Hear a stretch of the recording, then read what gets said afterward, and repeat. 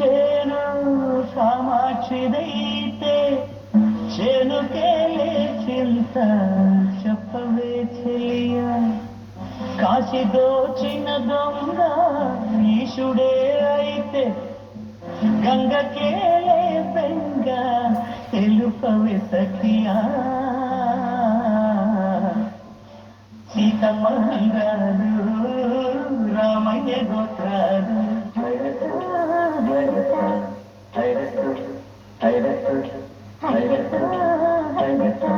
శివుడైన సర్వచంద్రుడైన కోటి చుక్కలైన అష్టదిక్కులైన